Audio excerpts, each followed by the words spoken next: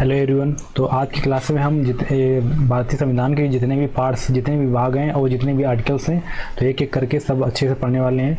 तो देखते हैं इसी क्रम में। तो पहले आप पढ़ते हैं प्रस्तावना के बारे में, ठीक है। जब भी आप संविधान के बारे में पढ़ते हैं तो आप पहले क्या पढ़ते हैं, आप प्रस्तावना के बारे में, ठीक है। तो प्रेम्बल से संबंधित क्वेश्चन कौन कौन से क्वेश्चन आ सकते हैं आपके एग्जाम में, ठीक है। तो वो क्वेश्चन देख लेंगे, ठीक है, कि प्रेम्बल से रिलेटेड कौन कौन से क्वेश्चन आपके एग्जाम में आ सकते हैं, ठीक है। तो देखेंगे।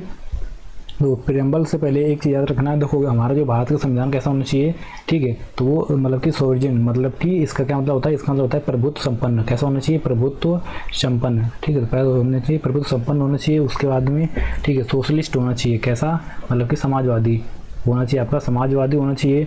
उसके बाद में होना चाहिए आपका सेकुलर। सेकुलर मतलब होता है आपका पंथ निरपेक्ष। सेकुलर मतलब पंथ निरपेक्ष, ठीक है। सेकुलर मतलब हो गया पंथ निरपेक्ष। उसके बाद हो गया डेमोक्रेटिक। डेमोक्रेटिक क्या होता है, डेमोक्रेटिक होता है लोकतांत्रिक, ठीक है। याद रखोगे डेमोक्रेटिक मीन्स होता है लोकतांत्रिक, ठीक है।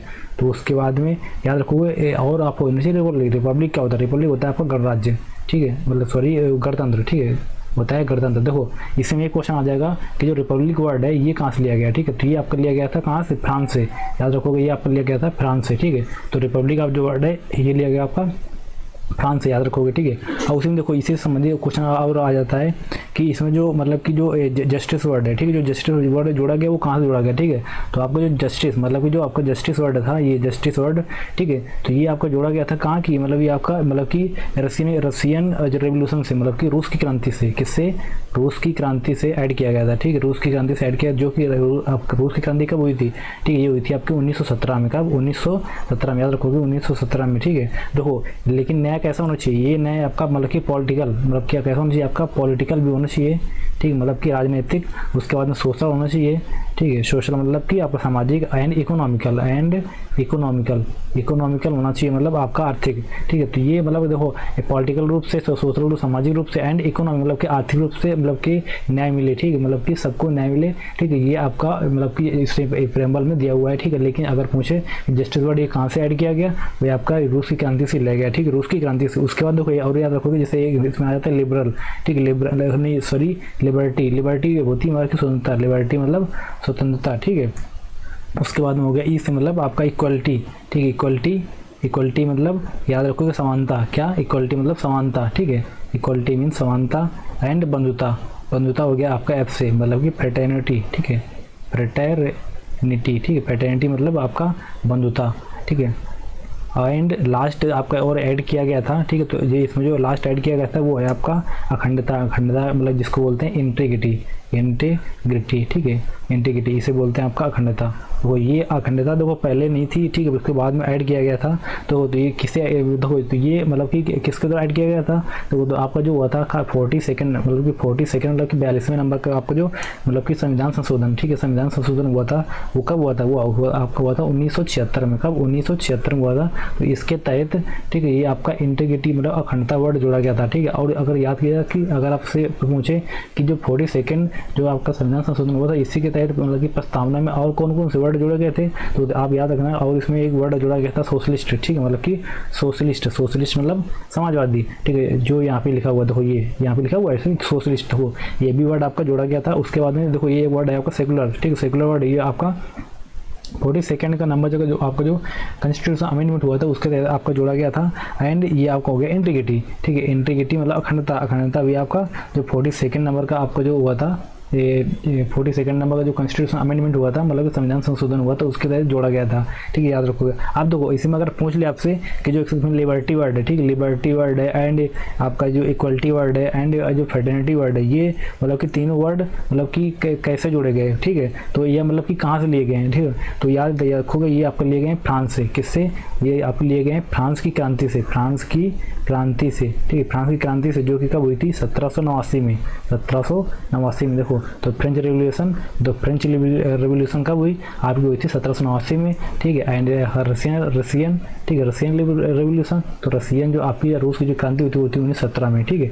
तो रूस की क्रांति से लिया गया जस्टिस वर्ड, ठीक है। एंड फ्रांस की क्रांति से लिया गया आपका लिबर्टी, इक्वलिटी, फ्रेटर्निटी मतलब हो गया इंटीग्रिटी। इंटीग्रिटी देखो क्या, इंटीग्रिटी पहले नहीं था, इसको बाद में ऐड किया गया। किसके द्वारा, ये 42 नंबर का जो आपका जो संविधान संशोधन हुआ था, ठीक है, ये आपका इंडियन कॉन्स्टिट्यूशन में ऐड किया गया था बाद बाद में, ठीक है ना, इसको याद रखोगे। और कौन ऐड किया गया था, या अभी एक वर्ड ये सोशलिस्ट ऐड किया गया एंड सेकुलर ऐड किया गया, ठीक है। तो 3 वर्ड आपके याद किए गए, मतलब कि ऐड किया गया था, ठीक है।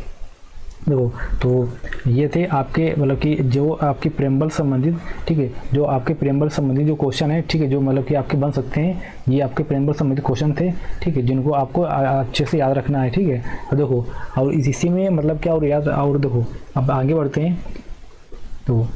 तो यहाँ पे देखो लिखा हुआ है कि अब देखो ये काम ये आपका भाग फर्स्ट, ठीक है।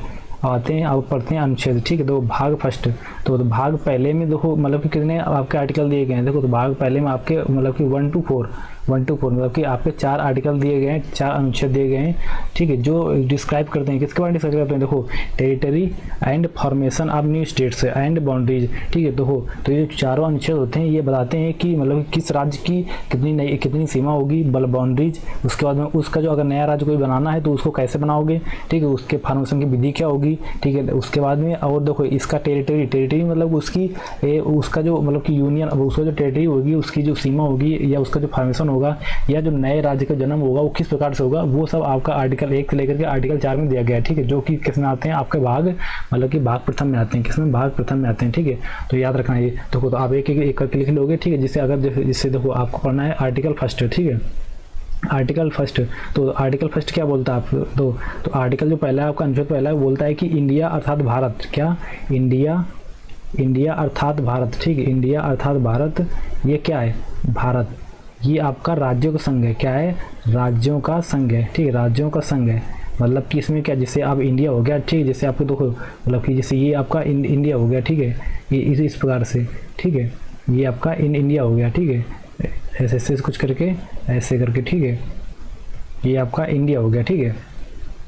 तो यहाँ पे क्या है कि जो इंडिया है ना, तो ये मतलब कि उसके बाद देखो तो ये इंडिया, ठीक है। तो इंडिया में क्या है, देखो ये मतलब कि जो आपका ये वर्ड पूरा है इंडिया, ठीक है। तो वर्ड क्या है कि राज्यों, देखो मतलब कि इसमें अलग अलग राज्य हो सकते हैं, ठीक है, यहाँ से अलग हो गया, ठीक है, उसके बाद यहाँ से अलग हो गया, यहाँ से अलग हो गया, यहाँ से अलग हो गया, ठीक है। उसके बाद में इसमें क्या मतलब कि आप पढ़ते हो गए, ठीक है। तो इसमें जो मतलब कि क्या है, मतलब एक प्रकार से जो इंडिया जो वर्ड है ना, ये मतलब कि एक प्रकार से राज्यों का मतलब कि इसमें मतलब कि ये राज्यों का मिला हुआ एक यूनियन है, एक संघ है, ठीक है। वही आपको उससे बोलते हैं आप मतलब कि भारत एंड यूनियन, ठीक है। जैसे क्या हो आप मतलब जैसे मतलब कि जैसे क्या हो गया, राजस्थान हो गया, मध्य प्रदेश हो गया, हिमाचल हो गया, ठीक है, जम्मू कश्मीर हो गया आपका, ठीक है, उसका गुजरात हो गया, ठीक है, इसका उड़ीसा हो गया, ठीक, पश्चिम बंगाल हो गया। तो ये जैसे उत्तर पूर्वी राज्य हो गए, ठीक है, इधर आपका यूपी हो गया, ठीक है। तो मतलब कि कुल के साउथ बेल्ट हो गया इधर, ठीक है। तो वही चीज़ है कि जो पूरा है ना वो मिक्सअप है आपका, किसका, मतलब एक छोटे छोटे राज्यों का एंड यूटीज, मतलब कि आपके जो यूटीज हैं उनका मतलब कि अमेलगम, मतलब कि मिश्रण या मतलब कि संघ, यूनियन है। कौन है आपका union, that is called Bharat and India, ठीक है। तो ये आपको बताता है कौन, बताता है आपका आर्टिकल फर्स्ट, ठीक है। उसके बाद में आप अगर देखो पढ़ोगे आप मतलब कि आर्टिकल सेकंड, ठीक है, आर्टिकल सेकंड के बारे में, ठीक है, मतलब कि आर्टिकल सेकंड मतलब अनुच्छेद दूसरा। तो ये क्या बोलता है, देखो ये वो बताता है कि भारत में नवीन राज्यों का प्रवेश कैसे होगा, ठीक है। क्या बताता है कि भारत में नवीन राज्यों का, ठीक है, भारत में नवीन राज्यों का प्रवेश, ठीक है। देखो जैसे कि अभी मतलब कि जितने भी राज्य, मतलब कि अगर भारत में भी एक कोई नया हमको राज्य बनाना है, ठीक है, तो उस मतलब कि तो भारत में नया राज्य कैसे बनेगा, उसकी मतलब क्या विधियाँ होंगी, ठीक है, उसमें क्या क्या नीड्स चाहिए, क्या शर्तें होनी चाहिए, ठीक है, वो सारी चीज़ आपका लिखा होगा इसमें,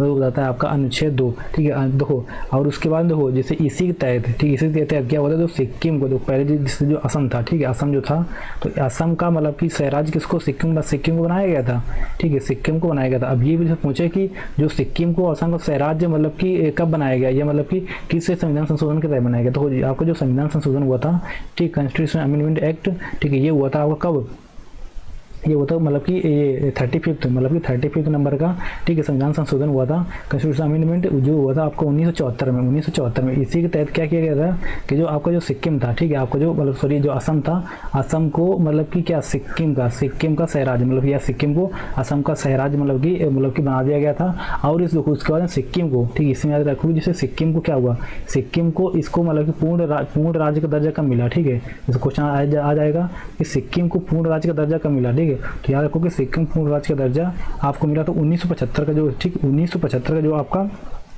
कॉन्स्टिट्यूशन अमेंडमेंट हुआ था, ठीक है, वो भी कौन सा नंबर का, वो था आपका 36 नंबर का, ठीक है, 36 नंबर का जो आपका जो कॉन्स्टिट्यूशन अमेंडमेंट हुआ था, तो उसके तहत मतलब जो हुआ था आपका 1975 में मतलब 1 साल बाद, ठीक, इसी के तहत सिक्किम को भारत का 22वां राज्य बनाया गया था, ठीक है, भारत का 22वां राज्य बना सिक्किम, ठीक है, वो कब बना आपका 1975 में, ठीक, 1975 जो संविधान संशोधन हुआ था उसके तहत बना, ठीक है, आप ये याद रखोगे, ठीक है। उसके बाद देखो ये इसको तो पूर्ण राज्य का दर्जा मिल गया, ठीक है, तो ये चीज़ है, ये बताता है आपका कौन सा आर्टिकल दूसरा, ठीक है। उसके बाद देखो अगर इसी में आगे देखते हैं कि देखो अगर उसमें देखो अगर इसको आ जाता है आर्टिकल 3, कौन सा आर्टिकल 3 क्या बोलता है, ठीक है, तो आर्टिकल 3 बोलता है कि भारत में नवीन राज्यों का जन्म, ठीक है, यहाँ पे क्या है, भारत में नवीन राज्यों का जन्म, ठीक है, और तथा इसके नाम जो मतलब जन्म होगा, इसका जो नाम होगा और इसकी जो सीमाएँ होंगी, ठीक है, सीमाओं में परिवर्तन, ठीक है, सीमाओं में परिवर्तन किया जा सकता है, ठीक है, जैसे अब कोई मतलब कि राज्य बना, ठीक है, सिंपल है, जैसे पहले असम था,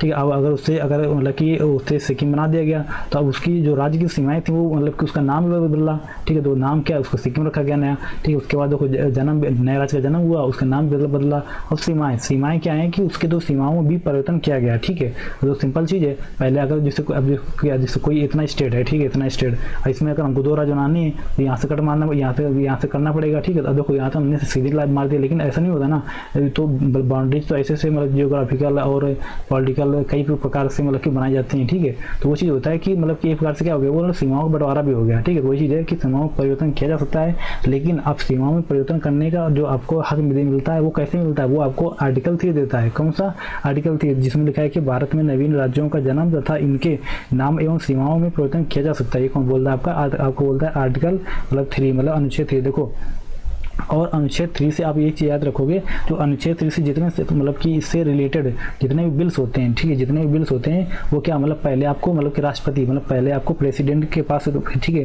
के द्वारा पास किए जाते हैं, फिर उसके बाद दोनों सदनों, ठीक है, कौन कौन से आपके लोकसभा एंड राज्यसभा, ठीक है, लोकसभा एंड राज्यसभा बाद में मतलब कि वहाँ पे मतलब कि पास होगा या वहाँ पे लाया जाएगा, ठीक है। लेकिन जो इनसे संबंधित आर्टिकल 3 संबंधित मतलब जैसे हमको कोई नया राज्य बनाना है, उसकी सीमाएं चेंज करना है, तो उसके जो उससे संबंधित जो भी बिल होगा वो पहले आप मतलब कि राष्ट्रपति द्वारा मतलब कि पास कर दिया जाना चाहिए, ठीक है। पहले राष्ट्रपति अगर पास कर देंगे तभी उसको आप यहाँ पे लाओगे, किसमें, लोकसभा में एंड राज्यसभा में, कहाँ पे मतलब कि लोकसभा एंड राज्यसभा में, ठीक है। उसके बाद देखो लास्ट आपका आता है आर्टिकल 4, ठीक है। आर्टिकल 4 क्या बोलता है, देखो यहाँ पे लिखो आर्टिकल 4 क्या होता है कि आर्टिकल 4 मतलब ये मतलब देखो आर्टिकल 4 में क्या होता है कि यदि अनुच्छेद 1 या 2, ठीक है, मतलब कि को प्रभावित करने वाला कोई भी कानून बनाया जा रहा है, ठीक है, जैसे 1 हो गया, 2 हो गया और मतलब कि 3 हो गया, ठीक है, इनको प्रभावित करने वाला कोई भी कानून बनाया जा रहा है, ठीक है, तो संविधान की मतलब कि संविधान अमेंडमेंट करने की जरूरत नहीं है, ठीक है, मतलब कि इसमें संविधान में कोई भी मतलब कि चेंज करने की जरूरत नहीं है, ठीक है। साधारण विधेयक द्वारा भी पास किया जा सकता है, मतलब कि एक सिंपल सा मतलब, ठीक है, आप ऑर्डिनरी बिल, ठीक है, ऑर्डिनरी बिल के तहत, ठीक है, ऑर्डिनरी बिल के तहत ही मतलब कि उसको पास करा जा सकता है, उसमें मतलब कि संविधान में अमेंडमेंट करने की जरूरत नहीं है। ये कौन बोलता है आपका, ये बोलता है आर्टिकल 4, ये बोलता है आपका आर्टिकल 4। देखो तो ये थे आपके मतलब कि भाग एक में जो भी आर्टिकल 4 थे, article 1, article 2, article 3, article and 4।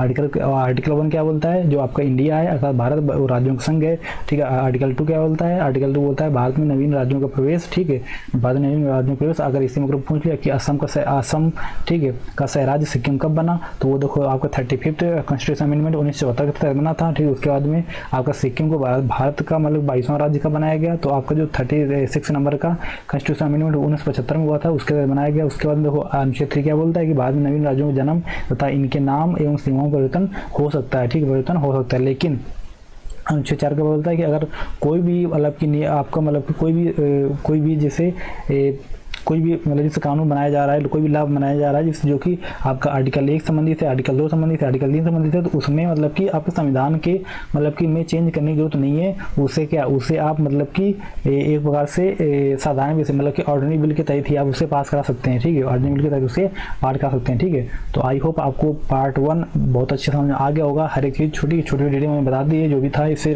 Related, ठीक है। तो आगे बढ़ते हैं, अगला पार्ट देखते हैं, अगला इसका भाग देखते हैं, भाग 2, जिसमें क्या है कि आपकी जिसमें नागरिकता के बारे में दिया हुआ है, ठीक है। भाग 2 में क्या है, भाग 2 में आपका नागरिकता के बारे में दिया हुआ है, तो वो देखते हैं। तो यहाँ पे क्या लिखा है पार्ट 2, तो ये है आपका भाग 2, तो भाग 2, तो भाग 2 में क्या है, याद रखो कि भाग 2 में यहाँ पे नागरिकता है, ठीक है, नागरिकता के बारे में, जो कि जिसमें आर्टिकल कितने आते हैं, ठीक है। अगर पूछो क्वेश्चन आपसे कि भाग 2 में कितने आर्टिकल्स हैं, तो ये आर्टिकल 5 से आर्टिकल मतलब कि 11, आर्टिकल 5 टू आर्टिकल 11 मतलब कि 5 से लेकर मतलब कि 11 तक, ठीक है। तो ये आपकी नागरिकता, ठीक है। तो जो मतलब क्या करते हैं, जो define the criteria of Indian citizenship, ठीक है। तो आपको मतलब किस प्रकार से नागरिकता मिलेगी, किसको नागरिकता दी जाएगी, किसी नागरिकता निलंबित कर दी जाएगी, ठीक है। नागरिकता की क्या शर्तें हैं, ठीक है, इंडिया में रहने वालों की, बाहर विदेशों में रहने वालों के, ठीक है, कौन से नियम कब लागू रहते हैं, कब खत्म हो जाते हैं, तो ये ऑल अबाउट एवरीथिंग, ठीक है, आप सब इसमें पढ़ने वाले हैं, ठीक है। तो इससे संबंधित देखो देखते हैं, देखो तो इसमें कितने अनुच्छेद है, अनुच्छेद मतलब 5 से लेकर अनुच्छेद 11 तक। देखो तो इसमें अगर पहला अनुच्छेद हम देखें कि इसमें आपका अनुच्छेद 5 क्या बोलता है, ठीक है। तो आपका जो अनुच्छेद 5 बोलता है, तो इसमें क्या है, इसमें आपको दिया गया है कि नागरिकता की परिभाषा, इसमें क्या है, डेफिनेशन ऑफ मतलब कि सिटीजनशिप, ठीक है। तो अगर पूछे कि नागरिकता की परिभाषा किस आर्टिकल में है, तो नागरिकता की परिभाषा किसमें दी हुई है, तो नागरिकता की परिभाषा दी हुई है, याद रखोगे मतलब कि अनुच्छेद 5 में, किसमें, अनुच्छेद 5 में। उसके बाद देखो आर्टिकल, आपका देखो आर्टिकल इसमें मतलब कि 6 में क्या है, ठीक है। तो आपका आर्टिकल 6 में है कि जो भी मतलब कि जब विभाजन हुआ था, कब हुआ था, आपका 1947 वाला, ठीक है, 1947 मतलब कि इंडिया एंड पाकिस्तान का, ठीक है। तो इस विभाजन के समय जो भी लोग मतलब कि इसमें पाकिस्तान से भारत मतलब, ठीक है, पाकिस्तान से भारत आने वाले लोगों के विषय में, ठीक है, जो भी मतलब देखो मतलब कि जो इंडिया में आए थे, कहाँ से आए थे, ठीक है, जो आए थे मतलब कि कहाँ से, पाकिस्तान से, ठीक है। तो जो पाकिस्तान से जो लोग इंडिया आए थे, तो इन लोगों के विषय में, ठीक है, इन लोगों के विषय में, इनकी नागरिकता के विषय में किसमें, आर्टिकल 6 में दिया हुआ है, आर्टिकल 6 में, ठीक है। तो विभाजन के समय, ठीक है, पाकिस्तान से भारत आने वाले लोगों के विषय में कि किसमें दिया हुआ है, आर्टिकल 6 में, ठीक है। उसके बाद में आर्टिकल देखो, अब देखो कुछ लोग मतलब यहाँ से तो वहाँ भी गए थे ना, ठीक है। तो कौन कौन लोग गए, कितने लोग गए, तो इन सब के बारे में पूरा डिटेल, या इनकी नागरिकता के बारे में डिटेल किसमें, आर्टिकल 7 में। आर्टिकल 7 में क्या है कि भारत से, ठीक है, मतलब कि इंडिया से, देखो यहाँ पे क्या है, यहाँ पे इंडिया से, यहाँ पे तो पाकिस्तान से इंडिया आ रहा है, यहाँ पे इंडिया से जो लोग पाकिस्तान गए थे, जो लोग पाकिस्तान गए थे, तो इनकी नागरिकता के बारे में यहाँ पे दिया हुआ है, इनकी नागरिकता के बारे में यहाँ पे दिया हुआ, याद रखोगे। उसका देखो यहाँ पे लिखा कि आर्टिकल 8, ठीक है। अगर बात कीजिए आर्टिकल 8 में, तो आर्टिकल 8 में क्या है, ठीक है। तो आर्टिकल 8 में याद रखोगे जो भी मतलब कि देखो जो भारतीय मूल के लोग हैं, ठीक है, जो मतलब भारतीय मूल के लोग हैं जो बाहर रह रहे हैं, ठीक है, मतलब बाहर के देशों में रह रहे हैं जैसे, ठीक है, तो उनकी नागरिकता के विषय में इसमें दिया हुआ है आर्टिकल 8 में। जैसे कि क्या हो गया, भारतीय मूल के लोगों के विषय में प्रावधान है, जिसमें मतलब कि जिससे क्या हो गया, वहाँ के जैसे जो भी नागरिक हो गए, ठीक है, जैसे क्या कौन होते हैं, एनआरआई क्या होते हैं, एनआरआई मतलब कि नॉन रेजिडेंस ऑफ इंडियन, ठीक है, मतलब कि प्रवासी भारतीय, कैसे प्रवासी भारतीय जो बाहर जाके बस गए हैं, जो बाहर मतलब कि बाहर के देशों में रहते हैं, ठीक है। तो उनके विषय में उनकी नागरिकता कब तक रहेगी, कब तक नहीं रहेगी, ठीक है, उनमें नागरिकता में क्या चेंजमेंट हो जाएंगे, तो उनके विषय में सब कुछ दिया हुआ है आर्टिकल 8 में। उसके बाद देखो क्या लिखा है यहाँ पे, जैसे कि देखो एक होता है आपका PIO क्या होता है, PIO होता है कि मतलब कि पर्सन ऑफ इंडियन ओरिजिन, कैसा मतलब कि पर्सन ऑफ इंडियन ओरिजिन, ठीक है, पर्सन ऑफ इंडियन ओरिजिन। तो मतलब कि भारतीय मूल का व्यक्ति, मतलब कि जो बाहर रहे तो रहा है, ठीक है, लेकिन उसका जो जन्म मतलब कि जो उसका जो मतलब उसके जो पेरेंट्स हैं या उसका जो मतलब कि जुड़ाव है वो कहाँ से, इंडिया से है, ठीक है। तो वो मतलब कि उसके वंशज यहाँ से संबंधित हैं, that is called person of Indian origin, ठीक है। तो मतलब भारतीय मूल का व्यक्ति, ठीक है। तो बहुत सारे ऐसे मतलब कि लोग हैं जो मतलब कि इंडिया संबंधित हैं लेकिन रहते बाहर के देशों में, ठीक है। तो उनको बोलते हैं PIO, जिससे और होते हैं आपके OCI क्या होते हैं, OCI होते हैं आपके ओवरसीज सिटीजन ऑफ इंडियन, ठीक, क्या होता है आपका ओवरसीज सिटीजन ऑफ इंडियन, ठीक, ओवरसीज सिटीजन ऑफ इंडियन, ठीक है। देखो तो ये लोग कौन से होते हैं, ये लोग होते हैं आपके कि जैसे जो भी हमारे मैत्री देश हैं, ठीक है, जो भी हमारे मैत्री देश हैं, मतलब कि जिनसे हमारे मतलब संबंध अच्छे हैं, ठीक है, या जिनसे हमारे संबंध अच्छे हैं। देखो ये मतलब कि कब, ये 2005 के अनुसार, ठीक है, 2005 के अनुसार ये लाया था, ठीक है। तो उनके क्या मतलब कि उनके जो भी मतलब कि राइट्स हैं, उनके जो भी अधिकार हैं वो क्या रहेंगे, वो मतलब कि रिमेन्स रहेंगे, वो मतलब कि शेष रहेंगे, वो मतलब बचे रहेंगे, ठीक है। ये कौन बोलता है, ये बोलता है आपका मतलब कि जो 2005 में जो लाया था, ठीक है। तो हमारे जो भी मतलब कि फ्रेंडशिप कंट्रीज हैं, ठीक है, जो भी फ्रेंडशिप कंट्रीज हैं, जो भी मैत्री देश हैं, ये उनके लिए, ठीक है। क्या उनको एनआरआई हो गए, PIO हो गए, OCI हो गए, ठीक है। तो ये सब मतलब किसके बारे में, ये भारतीय मूल के जो भी लोग हैं उनके बारे में, ठीक है, उनके बारे में मतलब कि उनकी नागरिकता के बारे में दिया हुआ किसमें, आर्टिकल 8 में, ठीक है, आर्टिकल 8 में। देखो उसके बाद में देखो अगला आपका अनुच्छेद आता है आर्टिकल 9, कौन सा, आर्टिकल 9, ठीक है। देखो आर्टिकल 9 क्या है, आर्टिकल 9 में याद रखोगे इसमें नागरिकता का निलंबन, ठीक है, मतलब कि आपकी मतलब कि टर्मिनेशन ठीक है, टर्मिनेशन ऑफ सिटीजनशिप, ठीक है, टर्मिनेशन ऑफ सिटीजनशिप, तो आपकी मतलब कि नागरिकता कब खत्म कर दी जाएगी, ठीक है। तो नागरिकता का निलंबन कब हो जाएगा, किन शर्तों पर हो जाएगा, तो वो सब मतलब कि इसमें दिया हुआ, किसमें, आर्टिकल 9 में, किसमें, आर्टिकल 9 में, ठीक है। उसकी में अगर लिखा आपका बोला जाए आर्टिकल आपका 10, तो आर्टिकल 10 में क्या याद रखोगे, आर्टिकल 10 में है मतलब नागरिकता के अधिकार, ठीक है। तो राइट्स ऑफ सिटीजनशिप, किसके राइट्स, अगर एक बार आपको सिटीजनशिप मिल गई तो उसके राइट्स क्या, उसके अधिकार क्या, ठीक है। राइट्स ऑफ सिटीजनशिप, ठीक है, नागरिकता के अधिकार ये किस में दिए हुए हैं, आपके दिए हुए आर्टिकल 10 में, ठीक है। अगर कोई क्वेश्चन आ जाए कि राइट्स ऑफ द सिटीजनशिप या मतलब कि नागरिकता के अधिकार, ठीक है, किस अनुच्छेद में है, अनुच्छेद 1, अनुच्छेद 5, अनुच्छेद 12 या अनुच्छेद 15, ठीक है, या अनुच्छेद 10, ठीक है। आप क्या टिक मारोगे, अनुच्छेद 10, ठीक है, आप ये रखोगे, ठीक है। उसके बाद देखो लास्ट इसमें है आपका अनुच्छेद 11, देखो क्या कौन सा, अनुच्छेद 11, ठीक है, आर्टिकल 11, आर्टिकल 11 क्या बोलता है, देखो तो ये आर्टिकल बोलता है कि देखो पार्लियामेंट को अधिकार है कि वो नागरिकता के कानूनों में संशोधन कर सकती है, ठीक है। तो मतलब क्या होता है कि पार्लियामेंट को मतलब कि अधिकार रहता है, ठीक है। क्या मतलब क्या राइट्स हैं, पार्लियामेंट को राइट्स है कि जो भी मतलब कि नागरिकता संबंधित, ठीक है, जो भी नागरिकता संबंधी, जो सिटीजनशिप संबंधित जो भी ला आएंगे, ठीक है, उनमें मतलब कि कानूनों में जो भी अभी आपको मतलब कि जो पहले से एग्जिस्ट करते हैं, ठीक है, नागरिकता के संबंधित जो भी कानून, तो उनमें अगर अमेंडमेंट करने की जरूरत पड़ जाए तो कौन, वो पार्लियामेंट कर सकती है, ठीक है, वो उसको अधिकार है, ठीक है। तो ये थे आपके मतलब कि इंडियन कॉन्स्टिट्यूशन का भाग 2, ठीक है, जिसमें कि क्या सिटीजनशिप नागरिकता के बारे में दिया हुआ है, ठीक है। आई होप आपको अच्छे समझ में आया होगा, ठीक है। तो आगे बढ़ते हैं, ठीक है, अगला भाग देखते हैं। तो इसमें एक चीज़ और याद रखना कि अगर आपसे पूछे कि नागरिकता मतलब प्राप्त करने के कौन कौन से तरीके हैं, ठीक है, या नागरिकता मतलब किन शर्तों पे नागरिकता आपकी चली जाएगी, ठीक है, देखो तो उसके लिए आप देखोगे यहाँ पे, देखो नागरिकता प्राप्त करने के कौन कौन से तरीके, देखो नागरिकता प्राप्त करने के 5 तरीके हैं, ठीक, कौन कौन से आपके नागरिकता प्राप्त करने के 5 तरीके हैं, ठीक है। जिसमें क्या होगा मतलब कि आपका देखो हो गया मतलब कि बाई बर्थ, ठीक है, बाई बर्थ, अगर देखो आपका जन्म यहाँ पे हुआ, ठीक है, इंडिया में, तो आपको बाई बर्थ आपको नागरिकता मिल जाएगी ऑटोमेटिक, ठीक है। एक तरीका है तो ये हो गया, और ठीक है, उसके बाद दूसरा तरीका क्या है, दूसरा तरीका है बाई मतलब कि डिसेंट, मतलब कि वंशानुगत नागरिकता, ठीक है, ऐसी होती है कि वंशानुगत, ठीक है, वंशानुगत नागरिकता मतलब कि आपके पिताजी की है, ठीक है, उसके बाद आपके फादर के मतलब उसके आपके ग्रैंड फादर की रही है, ठीक है, तो आपको भी मतलब कि नागरिकता मिल सकती है, ठीक है। तो एक तो होता है ये तरीका। उसके बाद तीसरा तरीका क्या होता है, वो तीसरा होता है मतलब कि बाई रजिस्ट्रेशन, ठीक है, कैसा मतलब कि बाई रजिस्ट्रेशन मतलब कि आप रजिस्ट्रेशन करके भी नागरिकता प्राप्त कर सकते हैं, ठीक है, ऐसा आप रजिस्ट्रेशन करके नागरिकता प्राप्त कर सकते हैं, मतलब कि पंजीकरण से, कैसे, पंजीकरण के द्वारा, ठीक है, पंजीकरण के द्वारा,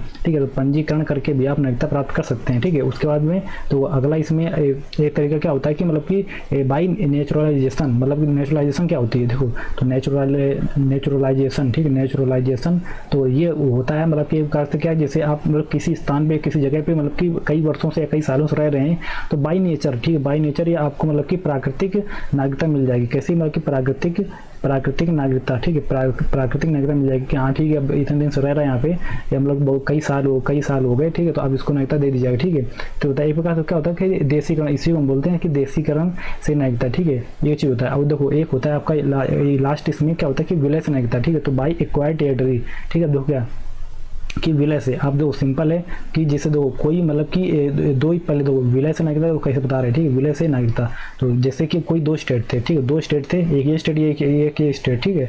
अब देखो उसके बाद में क्या हुआ कि अब देखो ये आता है आपका इंडिया के अंतर्गत, ये आता है आपका इंडिया के अंदर, ठीक है, ये इंडिया के बाहर है, ठीक है। लेकिन अगर जैसे इंडिया ने कुछ भी मतलब कि कुछ निर्णय हुआ, कुछ भी हुआ, कोई ठीक डिसीजन आया, कुछ भी किसी तरीके से, अगर ये भी पार्ट अगर इंडिया के अंदर आ गया, ठीक है, तो अब ये पार्ट अगर इंडिया के अंदर आ गया, ठीक है, तो अभी इंडिया के अंदर आ गया, तो अब यहाँ के जो रहने वाले लोग होंगे, इनको भी नागरिकता बाई बर्थ मतलब कि वो मतलब कि बाई मतलब कि एक्वायर्ड टेरिटरी, ठीक है, अब क्या मतलब इंडिया ने ये टेरिटरी इनका जो क्षेत्र था उसे एक्वायर कर लिया, ठीक है, मतलब कि अपने ले लिया, तो ऑटोमेटिक यहाँ के जो भी लोग होंगे, तो इनकी जो नागरिकता होगी, सिटीजनशिप होगी, पहले जो भी देश होगा या जो भी क्षेत्र होगा, जो भी रीजन होगा जिसमें आता हुआ, तो उसकी नागरिकता वहाँ की अलग होगी, ठीक है। बट लेकिन अगर इंडिया के अंदर आ गया तो ये नागरिकता क्या ऑटोमेटिक इंडिया की नागरिकता इनको मिल जाएगी, ठीक, ऑटोमेटिक इनको इंडिया की नागरिकता मिल जाएगी। तो यही होता है आपका विलय से नागरिकता। देखो 5 प्रकार होते हैं, बाई बर्थ या वंशानुगत मतलब डिसेंट नागरिकता, ठीक है, डिसेंट मतलब होता क्या मतलब वंशानुगत, ठीक है, नागरिकता, और बाई रजिस्ट्रेशन मतलब पंजीकरण से नागरिकता कर लो, बाई पंजीकरण अपन फॉर्म भर लो, पंजीकरण करो, ठीक है, फिर सरकार छानबीन करेगी,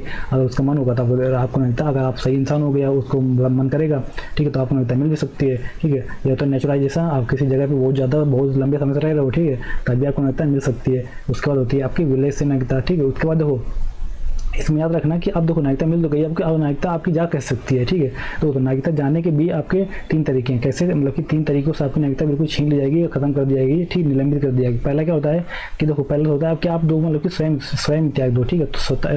तो स्वतः ही त्याग देना, ठीक है। तो स्वतः ही त्याग देना। तो पहला तरीका ये है कि आप खुद, मतलब कि आप जैसे किसी देश, दूसरे देश में जैसे आप जाके फॉरेन कंट्री जैसे यहाँ पे शिफ्ट हो गए, ठीक है। आप वहाँ पे रहना चाहते हो, ठीक है। आपको वहाँ की नागरिकता लेना चाहते हो, ठीक है। तो आप अपनी स्वेच्छा से यहाँ पे आप रहना चाहते हो ना, तो आप स्वेच्छा से अपनी त्याग दो, ठीक है। एक तरीका ये होता है, ठीक है। तो पहला तरीका आपका हो गया। सेकंड तरीका क्या हो गया? सेकंड तरीका आप ये हो गया कि मतलब कि ये सरकार द्वारा निलंबन, ठीक है। तो सरकार मतलब कि आपको निलंबन कर दे, ठीक है। सरकार द्वारा निलंबन, ठीक है।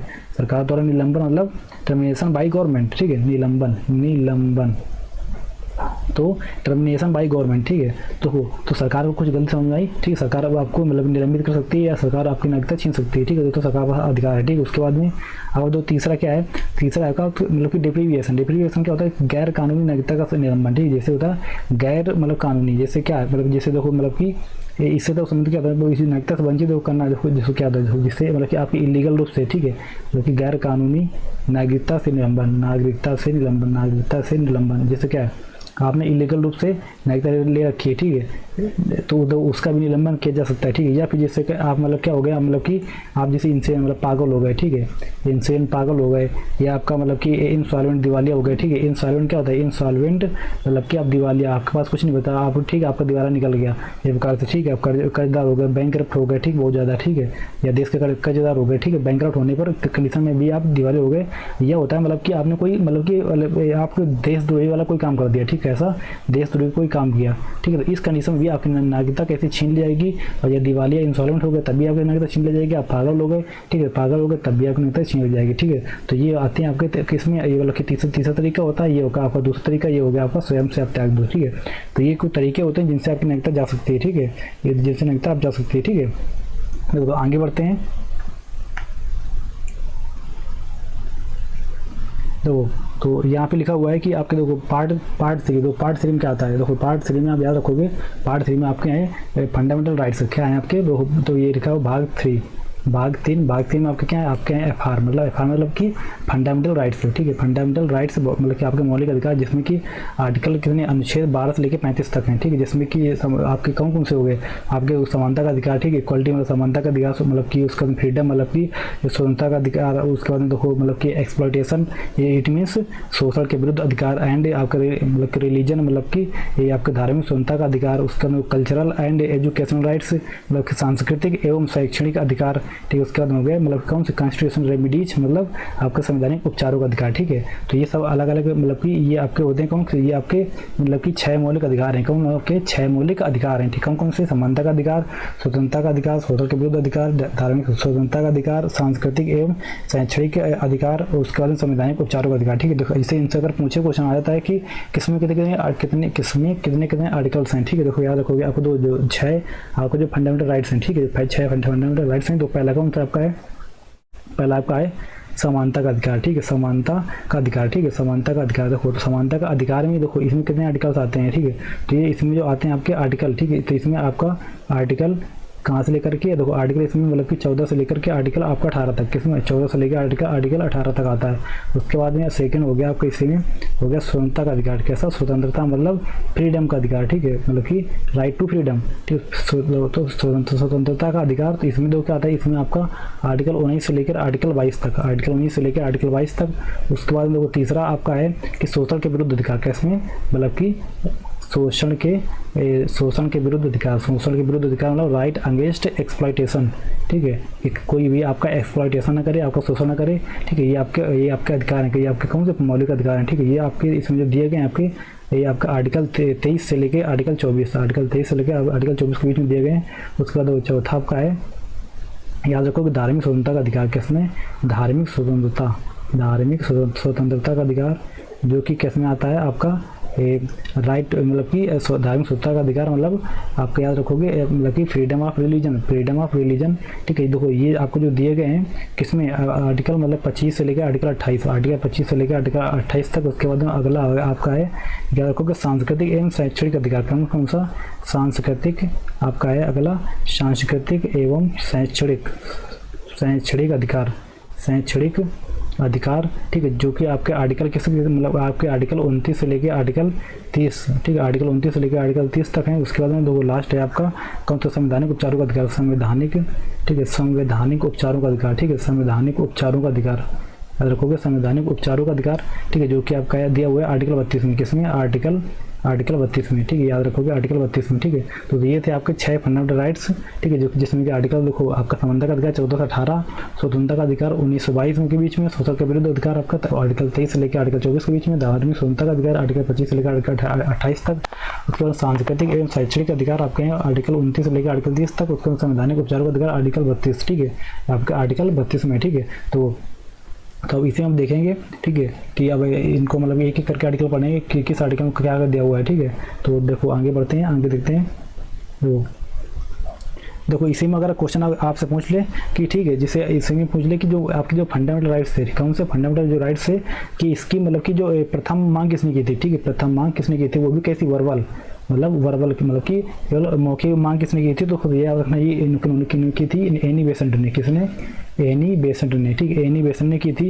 ये एनी बेसेंट कौन है, ये आपकी जो फर्स्ट मतलब वुमेन प्रेसिडेंट हैं किसकी, इंडियन नेशनल कांग्रेस की, ठीक है, फर्स्ट वुमेन प्रेसिडेंट हैं, ठीक है, क्या है आपकी फर्स्ट वुमेन प्रेसिडेंट हैं, ठीक है, प्रेसिडेंट किसकी, Indian national Congress, INC, Indian national Congress, ठीक है, उस समय क्या था, इंडियन नेशनल कांग्रेस, ठीक है, इंडियन नेशनल कांग्रेस की क्या थी, मतलब ये मतलब कि फर्स्ट वुमेन प्रेसिडेंट, मतलब कि प्रथम आपकी मतलब कि राष्ट्रपति थी, ठीक है, मतलब कि अध्यक्ष थी, ठीक है, किसकी, इंडियन नेशनल कांग्रेस की, ठीक है। तो इन्होंने सबसे पहले एनी बेसेंट ने आपके फंडामेंटल राइट्स की मांग की थी, किससे, फंडामेंटल राइट्स की मांग की थी, ठीक। उसके बाद देखो अगर बात कीजिए तो इन्होंने कैसे की थी, और मतलब कि वर्बल, अगर बात कीजिए कि जो ऑफिशियल, ठीक है, मतलब कि ऑफिशियल या रिटर्न, मतलब ऑफिशियल या रिटर्न, मतलब कि लिखित रूप से किसने मांग की थी, ठीक है। तो लिखित रूप से जो डिमांड रखी थी ना, तो याद रखोगे उन्होंने रखी थी आपकी मतलब कि 1928 में, किसने, 1928 में रखी थी आपकी, ठीक है, मोतीलाल नेहरू जी ने, ठीक है, मोतीलाल नेहरू जी ने, ठीक है, मोतीलाल जो कि आपके किसने, पंडित जवाहरलाल नेहरू के पिताजी थे, ठीक है, मोतीलाल नेहरू जी ने, ठीक है। तो इन्होंने मांग रखी थी किसकी, आपके फंडामेंटल राइट्स की, मतलब कि मौलिक अधिकारों की, ठीक है। अब देखो जिसे हम क्या बोलते हैं, जिसे देखो इसे लिखित जो मांग की गई थी, इसे को हम बोलते हैं, जो रिटन डिमांड थी, इसी को हम बोलते हैं नेहरू रिपोर्ट, क्या बोलते हैं इसी को, नेहरू रिपोर्ट, ठीक है, याद रखना इसी को बोलते हैं नेहरू रिपोर्ट, ठीक है। देखो और उसके बाद देखो और या इसमें इसे एक क्वेश्चन आता है कि जो कांग्रेस का जो कराची अधिवेशन हुआ था, कौन सा, जो कांग्रेस का, ठीक है, कांग्रेस का जो कराची अधिवेशन हुआ था, ठीक है, अधिवेशन हुआ था, उसी में तो क्या था, मतलब कि जो कांग्रेस का जो कराची अधिवेशन था वो कब हुआ था, 1931 में, 1931 में। इसमें क्या था, इसमें मतलब कि जो कांग्रेस ने मतलब कि रेज किया था, क्या रेज किया था कि demand of the fundamental rights, इसी में मतलब कि कांग्रेस जो थी उन्होंने मतलब कि मांग की थी किस चीज़ की, कि फंडामेंटल राइट्स, मतलब कि उनके जो मौलिक अधिकार थे उनकी मतलब कि उनको दिया जाए, इस चीज़ को उन्होंने क्या किया, उन्होंने मांग। बात अगर की जाए आर्टिकल 12 की, ठीक है, तो आर्टिकल 12 में क्या है, तो आर्टिकल 12 में याद रखना, आर्टिकल 12 में दिया हुआ है राज्य की परिभाषा, क्या है, राज्य की परिभाषा की मतलब कि राज्य की परिभाषा में मतलब राज्य कैसा होना चाहिए, राज्य किस प्रकार बना होना चाहिए, ठीक है, वहाँ पे, ठीक है, किस तरह का शासन होना चाहिए, कैसा क्या, जो कुछ भी मतलब कि हुआ है सब कुछ राज्य के बारे में, एक स्टेट के बारे में, ठीक है। और देखो ये चीज़ ना केवल एक पर्टिकुलर एक स्टेट के बारे में नहीं है, ठीक है, कोई मतलब पर्टिकुलर एक विशेष स्टेट के बारे में नहीं, ये सब के बारे में, ठीक है ना। तो इसमें राज्य की तो डिफिनीशन ऑफ द स्टेट किसमें आपका आर्टिकल 12 में, ठीक है। उसके बाद में अगला आर्टिकल है आर्टिकल 13, ठीक है, आर्टिकल 30 मतलब आर्टिकल 13 क्या बोलता है, आर्टिकल 13 बोलता है कि संसद को अधिकार है, ठीक है, संसद को अधिकार है किस चीज़ का, कि वो जो हमारे जो फंडामेंटल राइट्स हैं उनमें हमारे जो मौलिक अधिकार हैं उनमें क्या मतलब कि ये चेंज कर सकते हैं, ठीक है, मतलब कि चेंज मतलब अमेंडमेंट, ठीक है, अमेंडमेंट करने का इनको अधिकार है। लेकिन बस हमारे जो फंडामेंटल राइट्स के या हमारे जो मौलिक अधिकार के इनकी जो मूल संरचना या मूल ढांचा है, ठीक है, तो मूल संरचना में कोई चेंजमेंट नहीं होना चाहिए, ठीक है। तो मूल संरचना में चेंजमेंट किए बिना, ठीक है, मतलब कि उनका अस्तित्व नहीं हो, मतलब कि गायब होना चाहिए, उनका अस्तित्व खत्म नहीं होना चाहिए, मूल संरचना में कोई चेंजमेंट ना हो, बाकी उसके साथ में आप अमेंडमेंट कर सकते हो। ये अधिकार लेकिन किसको है, ये अधिकार है आपको पार्लियामेंट का, ये अधिकार देता कौन है, आपका आर्टिकल 13 मतलब आर्टिकल 13, ठीक है। उसके बाद देखो अगर बात की जाए आगे आपकी इक्वलिटी आप, ठीक है, मतलब कि राइट टू इक्वलिटी जो कि आपका कितना आर्टिकल 14 से आर्टिकल 18 के बीच में, ठीक है, आर्टिकल 14 से आर्टिकल 18 के बीच में। तो इसमें आता है आपका आर्टिकल पहला कौन सा, आर्टिकल आपका 14। तो आर्टिकल मतलब कि 14 क्या बोलता है, मतलब कि इक्वलिटी बिफोर लॉ, ठीक है, equality before law, it means कि विधि के समक्ष सभी मतलब कि विधि के समक्ष मतलब कि समान समानता, ठीक है, वही मतलब कि सभी के लिए समान रहेगा, ठीक है। अब हमारा कानून, ठीक है, किसी के साथ कोई पक्षपात नहीं करेगा, ठीक है। वही होता है कि मतलब कानून के सामने सब लोग कैसे एक समान है, एक समान, ठीक है। देखो लेकिन इसमें अपवाद आते हैं जिससे कि इनमें से भी एक चीज़ छोड़ देना है, ठीक है। एक्सेप्ट किसको किसको, मतलब कि आपका भारत के राष्ट्रपति जो होंगे, कौन, भारत के राष्ट्रपति एंड भारत के आपके जिसे भारत के राष्ट्रपति, ठीक है। तो यहाँ पे लिख लोगे प्रेसिडेंट, ठीक है। भारत के राष्ट्रपति मतलब प्रेसिडेंट एंड आपके राज्यों के राज्यपाल, जो भी आपके मतलब गवर्नर्स होंगे कहाँ के, स्टेट्स के, ठीक है। तो राज्यों के राज्यपाल, राज्यों के राज्यपाल, ठीक है। इनको छोड़ करके हमारे कानून के सामने सभी लोग कैसे हैं, मतलब बराबर हैं। ये अधिकार इनको कैसे मिलता है, तो ये आपका बोलता है एज पर कौन सा, मतलब आर्टिकल 361, आर्टिकल 361, आर्टिकल 361, ठीक है। तो अगर आप भारत के राष्ट्रपति मतलब भारत के प्रेसिडेंट और राज्यों के राज्यपाल को छोड़ दो, ठीक है, तो बाकी जितने भी लोग हैं वो मतलब सभी विधि के समक्ष कैसे हैं, मतलब कि एक समान है, एक बराबर हैं, ठीक है। तो ये आपका वो बोलता है कौन, आर्टिकल आपका 14। उसके बाद में देखो अगला देखोगे आपका आर्टिकल 15, आर्टिकल 15 क्या लिखा हुआ, देखो आर्टिकल जो आपका 15 है इसमें लिखा हुआ है कि देखो मतलब कि क्या बोलता है ये कि धर्म, जाति या मूल वंश, क्या आपका धर्म हो गया या जाति या आपका मूल वंश, ठीक है, जो भी आपका मूल वंश है, ठीक है, या लिंग या जन्म स्थान, ठीक है, आपका जो भी लिंग हो, ठीक है, जो भी जेंडर हो, मेल फीमेल या कोई, ठीक है, या आपका जन्म स्थान जहाँ पे मतलब कि किसी के जन्म वाले स्थान मतलब कि जहाँ पे किसी का जन्म हुआ है के आधार पर, मतलब इन सब के आधार पर, ठीक है, भेदभाव बिल्कुल नहीं किया जा सकता है, ठीक है, कि किसी को नीचा समझो, किसी को ऊंचा समझो, ठीक है, किसी के साथ में कोई मतलब कि कोई भेदभाव नहीं किया जा सकता, बिल्कुल भेदभाव नहीं किया जा सकता है, ठीक है। तो ये कौन बोलता है, आपका आर्टिकल 15, ठीक है, आर्टिकल मतलब कि आपका अनुच्छेद 15, ठीक है। तो ये अनुच्छेद 15 में लिखा है। आगे बढ़ते हैं, देखो अब इसी में अगर बात की जाए कि आर्टिकल 16 में क्या है, ठीक है, आर्टिकल 16, देखो आर्टिकल 16 बोलता है आपका कि जो भी लोक नियोजन के अवसर आएंगे इन सब में, किसमें, लोक नियोजन जितने भी अवसर आएंगे इन सब में सभी को समानता मिलेगी, ठीक है।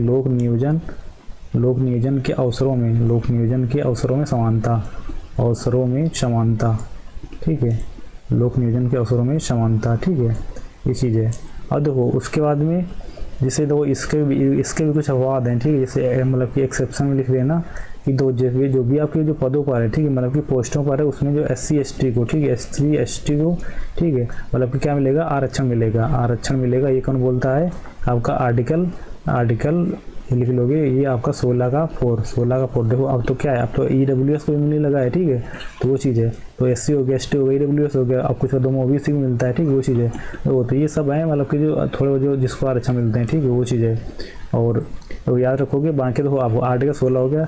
और अगर इसमें बात की जाए आपका आर्टिकल 13 सॉरी मतलब 17 मतलब 17, तो 17 में क्या दो, 17 में मतलब है इसमें कि इसमें मतलब कि दिया हुआ है कि आप किसी के साथ में मतलब कि छुआछूत नहीं कर, मतलब छुआछूत नहीं दिखा सकते हैं, या मतलब कि इसमें अस्पृश्यता क्या बोलते हैं इसको हिंदी में, अस्पृश्यता का अंत, ठीक है, अस्पृश्यता का अंत, ठीक है, मतलब कि एबोलिशन ऑफ अनटचबिलिटी, क्या है, एबोलिशन मीन्स खत्म कर देना, खत्म करना, क्या आप अनटचबिलिटी, ठीक है, अनटचबिलिटी, ठीक है, अनटचबिलिटी। तो ये आपका लिखा हुआ किसमें, आर्टिकल 17 में, ठीक है। तो आर्टिकल 17 क्या बोलता है कि इसमें छुआछूत का अंत होना चाहिए, ठीक है, छुआछूत का अंत होना चाहिए, ठीक है, ये बोलता है आपका आर्टिकल 13। देखो उसके बाद में आर्टिकल 17, ठीक है, मतलब कि 17 होता है। तो उसके बाद में आप आगे देखोगे इसमें आर्टिकल 18 मतलब 18।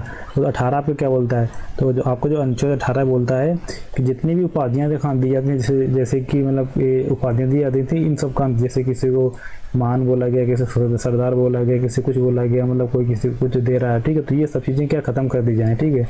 तो क्या यहाँ पे लिख लोगे, उपाधियों का अंत, उपाधियों का अंत। अब लेकिन देखो इसमें क्या है कि अभी भी लेकिन उपाधि से अभी सिर्फ केवल डॉक्टर एंड आपके जो डिफेंस सेक्टर में इनको सिर्फ अलाउड है, ठीक है, इन्हें सिर्फ अलाउड है, ठीक है। जैसे डॉक्टर क्या होते हैं, जैसे जो भी आप PhD करते हैं, ठीक है, PhD करते हैं, या जो MBBS होते हैं, ठीक है, MBBS होल्डर होते हैं, ठीक है, तो इन सबको अभी उपाधि लेने की मतलब कि इनको उपाधि मिलती है, ठीक है, जो भी डिफेंस में हो गए, ठीक है, लेफ्टिनेंट कर्नल, जनरल, मेजर, ठीक है, सब होते हैं डिफेंस में, तो इनको अभी उपाधियाँ लेने का हक है। बाकी और सभी लोगों को मतलब उपाधियाँ लेने का हक नहीं है। तो क्या उपाधियों का यहाँ पे अंत कर दिया गया है, ठीक है। जो भी आपको जो टाइटल दिए जाते थे तो टाइटल का यहाँ पे क्या किया, टाइटल का यहाँ पे मतलब कि एबोलिशन कर दिया गया, मतलब खत्म, मतलब कि खत्म कर दिया गया, ठीक है। तो अब इसी से अगर आगे बढ़ें, देखो ये हो गया आपके कौन, ये हो गया आपके राइट टू इक्वलिटी, ठीक है। अब आगे बात करेंगे राइट टू फ्रीडम, ठीक है। राइट टू फ्रीडम जो कि आपके हैं किसमें, राइट टू फ्रीडम ये किसमें आपके हैं 19 से लेकर के आपके 22 तक, 19 से लेकर 22 तक, ठीक है। ये क्या आपके राइट टू फ्रीडम मतलब स्वतंत्रता के अधिकार। देखो तो स्वतंत्रता के अधिकार, स्वतंत्रता के अधिकार, स्वतंत्रता के अधिकार ये क्या कहाँ से कहाँ तक दिए हुए हैं, ठीक है।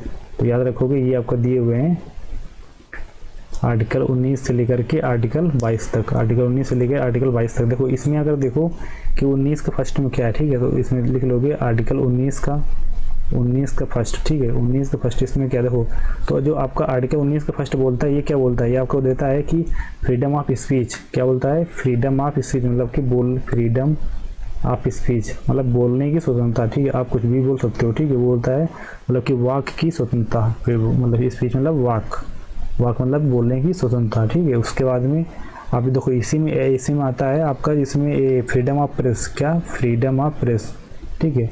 जैसे प्रेस वाले होते हैं कुछ भी बोल सकते हैं, किसी से कोई भी क्वेश्चन पूछ सकते हैं, ठीक है। तो वो जो मतलब कि समाचार पत्रों को या जो प्रेस वालों को जो स्वतंत्रता मिलती है वो आपके किसमें आर्टिकल 19 के फर्स्ट के तहत मिलती है, किसमें आर्टिकल 19 का फर्स्ट के तहत में। उसके बाद में इसी में दिया हुआ है आपका कि झंडा फहराने स्वतंत्रता, किसमें फ्रीडम ऑफ फ्लैग होस्टिंग, आप जो कोई भी व्यक्ति आपका मतलब कि इंडिया का झंडा फहरा सकता है, ठीक है। तो अपने देश का झंडा फहरा सकता है, ठीक है। तो फ्रीडम ऑफ फ्लैग होस्टिंग, ठीक है, फ्रीडम ऑफ फ्लैग होस्टिंग, तो झंडा फहराने का हक, फहराने का हक, ठीक है। या मतलब हक मतलब स्वतंत्रता मतलब फ्रीडम, ठीक है। तो फ्रीडम। और देखो उसके बाद में अगर बात की जाए आर्टिकल 19 का सेकेंड मतलब 19 का दूसरा इसमें क्या है, तो इसमें है मतलब कि शांतिपूर्वक क्या बोलता है आर्टिकल 19 का दूसरा कि शांतिपूर्वक एवं निष्पक्ष सम्मेलन करने की स्वतंत्रता आपको मिलती है, किसमें शांतिपूर्वक, अब मतलब कोई शोर ना करो, ठीक है, कोई उपद्रव ना करो, ठीक है। उसके बाद में और निशस्त्र, कोई भी आपके पास शस्त्र नहीं होना चाहिए, ठीक है, मतलब कि हिंसा नहीं फैलाओगे, निशस्त्र आपको, लेकिन उसके साथ में क्या आपको सम्मेलन करने की अनुमति है, ठीक है, करने की अनुमति या स्वतंत्रता, ठीक है, स्वतंत्रता।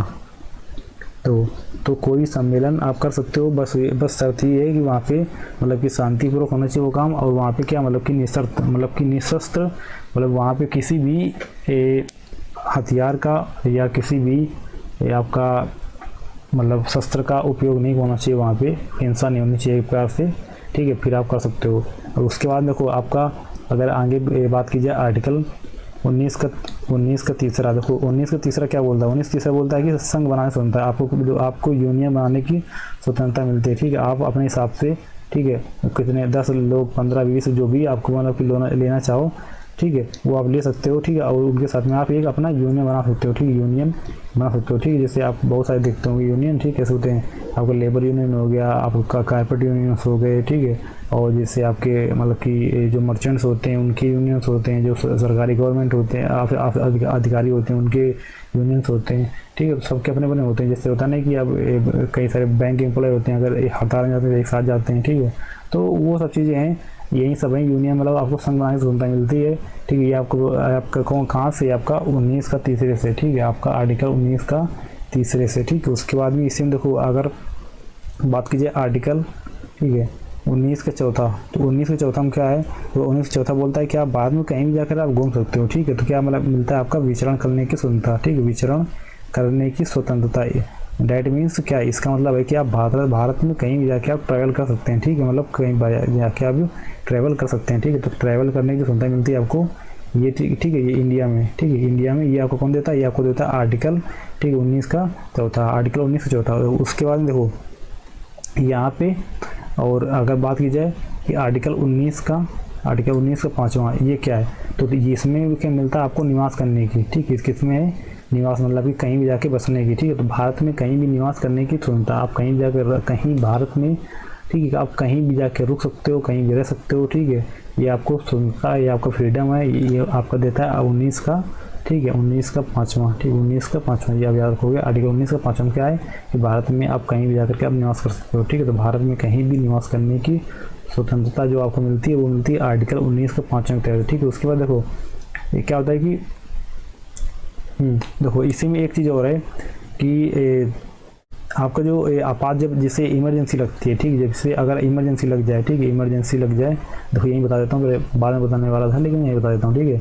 जैसे देखो इमरजेंसी अगर लग जाए तो आपका क्या है, जो आर्टिकल 19 है, आर्टिकल 19 है, ये क्या मतलब कि आपके छीन लिए जाते हैं, ठीक है, आर्टिकल 19 छीन जाते हैं, ठीक है। बट इसी में क्या है कि जो आपके आर्टिकल 20 आर्टिकल 20 एंड 21 होते हैं, आर्टिकल 20 एंड 21 ये क्या होते हैं, ये हमेशा बने रहते हैं, ठीक है, हमेशा बने रहते हैं, ठीक है, ये आपके नहीं छीन जाते हैं। और आर्टिकल 20 और 21 में क्या आता है, आर्टिकल 20 में आता है कि अपराध में दो सिद्धि के संदर्भ में आपको संरक्षण मिलेगा, ठीक है। उसके बाद आपके केस में क्या आता है कि प्राण एवं देही की स्वतंत्रता, प्राण एवं देह की स्वतंत्रता मतलब कि जीवन जीने का अधिकार, आपको जीवन जीने से कोई नहीं रोक सकता है। आप इमरजेंसी लगे कुछ भी लगे, ठीक, वो आपका अधिकार है, फंडामेंटल राइट्स, तो आपका फंडामेंटल राइट्स बना ही रहेगा, ठीक। उसके बाद में अपराध में दो सिद्धि के संदर्भ में आपको समझना, जैसे कि कोई कैदी है, ठीक है, या कोई अपराधी है, उसको किसी ने मतलब कुछ क्राइम करा है उसने, ठीक है, उसका क्राइम साबित हो गया, ठीक है, कोर्ट ने पहले सुना दिया, तो उस कंडीशन में उसको तो क्या मतलब कि सिक्योरिटी मिलेगी, उससे मतलब कि प्रोटेक्शन मिलेगी, मतलब उसे एक प्रकार से जनता उसे कुछ नहीं कर सकती, ठीक है, जो करेगा सिस्टम करेगा, ठीक है,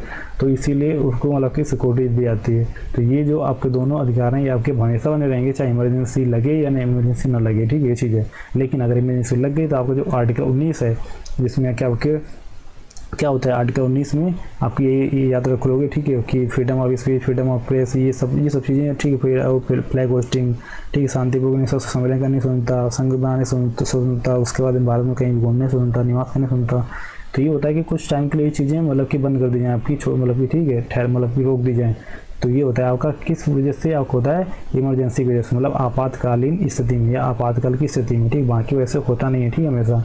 और तो याद रखोगे, ठीक है, और इसका आप नोट बना सकते हो अगर आपको, ठीक है, अच्छे से पढ़ने के लिए। और देखते हैं आगे। उसके बाद देखो, हाँ, तो देखो मैंने बताया अभी क्या इसमें, तो लिख लोगे आर्टिकल 20, तो आर्टिकल 20 में क्या है, आर्टिकल 20 बोलता है आपका कि अपराध में दो सिद्धि के संदर्भ में संरक्षण, ठीक है, क्या है लिख लोगे, अपराध में दो सिद्धि के संदर्भ में संरक्षण, ठीक है, दो सिद्धि के संदर्भ में संरक्षण, ठीक है, संदर्भ में संरक्षण। तो उसके बाद देखो लिखिए, अगर इसमें पूछे आर्टिकल 21, तो आर्टिकल 21 में क्या, देखो आर्टिकल 21 बोलता है कि प्राण एवं देह की स्वतंत्रता, मतलब जीवन जीने का, ठीक है, प्राण एवं व देह की स्वतंत्रता, देह मतलब कि आपकी बॉडी, ठीक है, मतलब जीवन जीने की स्वतंत्रता, ठीक है, जीवन जीने की स्वतंत्रता, ये आप याद रखोगे, ठीक है, स्वतंत्रता आप याद रखोगे। उसके बाद देखो अब इसी में अगर आप पूछे आपसे, ठीक है, कि आर्टिकल 21 का तो आर्टिकल 21 का एम क्या है, देखो याद रखोगे आर्टिकल 21, देखो ये पहले नहीं था, ठीक है, ये पहले नहीं था, इसको बाद में मतलब क्या अभी जोड़ा गया है, ठीक है। तो अगर पूछे कि आर्टिकल 21 इसमें है क्या, देखो तो इसमें ये है कि जो भी आपके 6 से लेकर 14 वर्ष के बच्चे हैं, ठीक है, इनको क्या किया जाए, जो भी आपके 6 से लेकर 14 वर्ष के जो बच्चे हैं, ठीक है, तो बच्चों को कैसी निःशुल्क, ठीक है, निःशुल्क एवं अनिवार्य, ठीक है, एवं निःशुल्क एवं अनिवार्य शिक्षा, ठीक है, अनिवार्य शिक्षा। तो इनमें क्या है कि इन्हें जो मतलब कि आपकी शिक्षा एजुकेशन, ठीक है, बच्चों को जो 6 से लेकर के आपके 14 वर्ष के बच्चे हैं, तो इनको एजुकेशन वो भी कैसी निःशुल्क मिलनी चाहिए और अनिवार्य रूप से मिलनी चाहिए, ठीक है। आपको कौन बोलता है, आर्टिकल 21 का ए, आर्टिकल 21 का ए, देखो ये पहले आपका अनुच्छेद मतलब नहीं था, ठीक है, ये बाद में ऐड किया गया है, ठीक, किसमें बाद में ऐड किया गया है, ठीक है। अगर पूछे आपसे कि ये मतलब कि कौन सा संविधान संशोधन के तहत ऐड किया गया था, याद रखना ये ऐड किया गया था आपका 86 नंबर का, ठीक है, 86 नंबर का आपको जो हुआ था, कौन सा संविधान संशोधन, ठीक है, कॉन्स्टिट्यूशन अमेंडमेंट, जो कि कब हुआ था आपका, याद रखोगे 2002 में, कब 2002 में, ठीक है। तो इसके तहत ही जोड़ा गया था, क्या जोड़ा गया था आपका, कि जो भी आपके 6 से लेकर के 14 वर्ष के बच्चे हैं उनको शिक्षा कैसे मिलेगी, निःशुल्क और अनिवार्य रूप से उनको मिलना चाहिए, कंपलसरी है, ठीक है। उसके बाद देखो अगर इसी में आपसे पूछे कि आर्टिकल 22 में क्या आता है, आर्टिकल 22 में देख लेना कि इसमें इसी में दिया है कि देखो यहाँ पे क्या था आर्टिकल, यहाँ पे देखो आपका ये लिख लोगे, इसमें अपराध में सिद्धि, दो सिद्धि, मतलब कि इसमें क्या है कि आपका अपराध साबित हो गया, ठीक है, आप मतलब एक प्रकार से प्रॉपर रूप से आप क्रिमिनल बन गए, ठीक है, कि आपने कोई दोष किया है, कोई क्राइम करा है, आपको वो साबित हो गया, ये बोलता है। तो उस संदर्भ में आपको संरक्षण मिला कि ये बोलता है आपका आर्टिकल 20, ठीक है। एंड यहाँ पे तो 22 क्या है, ठीक है, 20 एंड 22 में अंतर ये है कि यहाँ पे अगर कोई किसी को गिरफ्तार किया जा रहा है, मतलब कि अरेस्ट, ठीक है, अरेस्ट किया जा रहा है, तभी उसको क्या मिलेगा, प्रोटेक्शन मिलेगा, तब उसको प्रोटेक्शन दिया जाएगा। ठीक है, तो उसी के लिए हो गया आपकी गिरफ्तारी के संदर्भ में संरक्षण। कैसा, गिरफ्तारी, ठीक है, गिरफ्तारी के संदर्भ में संरक्षण। ठीक है, संदर्भ में संरक्षण। देखो तो यहाँ पे देखो संदर्भ में संरक्षण, अंतर देखो क्या है यहाँ पे, अंतर ये है कि अभी देखो यहाँ पे जो इस कंडीशन में है, ठीक है, तो यहाँ पे अभी क्या, यहाँ पे इसका दोष सिद्ध नहीं हुआ है। ठीक है, अभी सिर्फ इसको अरेस्ट किया गया। ठीक है, अरेस्ट मतलब कि दो तरीके से हो सकता है। ठीक है, शायद मतलब कि पूछताछ के लिए किया गया हो, या मतलब कि उस पर ट्रायल का चलाया जाए, मुकदमा चलाया जाए। ठीक है, उस कंडीशन पे। ठीक है, तो यहाँ पे कुछ भी हो सकता है, अभी यहाँ पे कंफर्म नहीं है। देखो तो इसलिए याद रखना कि आर्टिकल 22 आपको क्या बताता है कि अगर कोई व्यक्ति अरेस्ट किया जा रहा है या कोई किसी को अरेस्ट किया जा रहा है, तो उस कंडीशन में भी उसको मतलब कि प्रोटेक्शन मिलेगा पुलिस के द्वारा। ठीक है, कानून उसको संरक्षण प्रदान करेगा। ठीक है, लेकिन अगर आर्टिकल 20 बोलता है कि अगर उसका क्राइम अगर साबित हो गया तब भी उसको संरक्षण मिलेगा, तो वो उसको जो भी दंड मिलेगा वो मिलेगा आपका सरकार द्वारा, सिस्टम के द्वारा। ठीक है, कानून उसको दंड देगा, पब्लिक दंड उसको नहीं दे सकती। ठीक है, इसी चीज़ से बचाने के लिए उसे क्या होता है कि उसे आपका मतलब कि संरक्षण दिया जाता है। ठीक है, कानून के द्वारा। ठीक है, तो ये थे आपके कैसे, ये थे आपके जो आपके राइट टू फ्रीडम थे। ठीक है, राइट टू फ्रीडम जो कि आपके आर्टिकल 19 से लेकर आर्टिकल 22 तक थे। ठीक है, आगे बढ़ते हैं तो आगे देखते हैं कि आपके कौन से, आपके राइट अगेंस्ट एक्सप्लॉयटेशन। ठीक है, राइट अगेंस्ट एक्सप्लॉयटेशन मतलब कि आपके जो शोषण के विरुद्ध अधिकार थे, किसके, शोषण के विरुद्ध अधिकार। ठीक है, शोषण के विरुद्ध आपके अधिकार हैं। ठीक है, कोई आपका मतलब कि बहुत ज़्यादा शोषण ना कर पाए, इस वजह से आपके क्या, आपके कुछ फंडामेंटल राइट्स हैं जो कि आपको जानना बहुत जरूरी है। ठीक है, जो कि आपके केस में आपको जो फंडामेंटल राइट्स दिए गए हैं वो कहाँ पे, आपके आर्टिकल, ठीक है, आर्टिकल कितने से, आर्टिकल आप याद रखोगे आर्टिकल 23 एंड आर्टिकल 24 में दिए गए हैं। ठीक है, आर्टिकल 23 एंड 24। ठीक है, क्या लिखा है, राइट अगेंस्ट एक्सप्लॉयटेशन। ठीक है, यही आर्टिकल 23 से लेकर आर्टिकल 24 के बीच में। तो जिसमें क्या आता है कि पहला आप लिख लोगे कि अगर जिससे बात की जाए कि आर्टिकल 23, ठीक, किसकी, आर्टिकल 23 दो, तो यहाँ पे लिख लोगे आर्टिकल 23।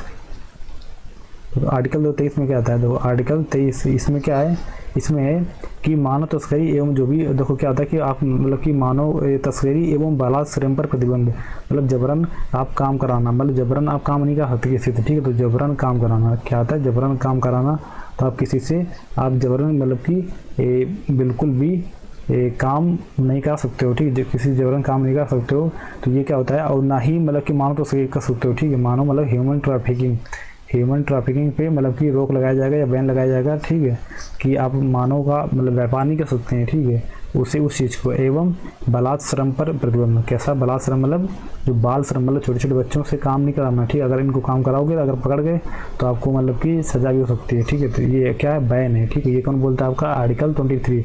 तो क्या होगा इसमें, आप ह्यूमन ट्रैफिकिंग नहीं कर सकते, मतलब किसी भी इंसान या लड़की या मतलब किसी भी वो उसका आप मतलब व्यापार नहीं कर सकते। ठीक है, ह्यूमन बॉडी का स्पेशली क्या है कि आप ह्यूमन बॉडी का मतलब व्यापार नहीं कर सकते हो। अगर आप ऐसा कर रहे हो, ह्यूमन बॉडी का व्यापार कर रहे हो, तो ये क्या आपका इलीगल है। ये कौन बोलता है, आपका आर्टिकल 23। एंड आज जो छोटे बच्चे होते हैं उन्हें क्या है, उन्हें आप मतलब काम नहीं करा सकते उनसे। ठीक है, अगर काम कराओगे तो वो भी एक प्रकार से इलीगल ही है। ठीक है, जो कि कानून के खिलाफ है। ठीक है, जो क्या बोलता है आर्टिकल 23। ठीक है, अब देखो इसीलिए तो वहाँ पे बोला गया था कि इसमें कि आर्टिकल 21 का ये जोड़ा गया था कि जो भी छोटे बच्चे हैं 6 से लेकर 14 वर्ष तक, इनको क्या है, इनको निःशुल्क एवं अनिवार्य शिक्षा दी जाए। ठीक है, ये आपका कौन बोलता है, आपका बोलता है आर्टिकल 21 है। ठीक है, जो कि आपका जोड़ा गया था आपका 86 का जो भी कॉन्स्टिट्यूशन अमेंडमेंट हुआ था उसके तहत, फिर 2002 में जो हुआ था। ठीक है, उसके तहत जोड़ा गया था। अगर आप बच्चों से काम करवाओगे, ठीक है, तो यही प्रकार से क्या है कि एक प्रकार से उनका शोषण हो रहा है। ठीक है भाई, छोटी एज में उनको पढ़ना चाहिए। ठीक है, अपना खुद का ग्रोथ करना चाहिए, आप उनसे काम करा रहे हो। ठीक है, अगर वो बड़े हैं अपनी इच्छा से करना चाह रहे हैं तो बात अलग की है, बट अगर छोटे बच्चे हैं, ठीक है, उनसे अगर आप काम करा रहे हो, ठीक है, बालिग नहीं हुए हैं, तो ये आपका एक प्रकार से इलीगल आता है। ठीक है, कैसा, एक प्रकार से इलीगल काम है, इलीगल वर्क है। अगर आप पकड़े गए तो आपको सजा भी हो सकती है। ठीक है, ये आपको कौन बोलता है, आर्टिकल 23। एंड देखो इसमें देखो आपका आर्टिकल 24।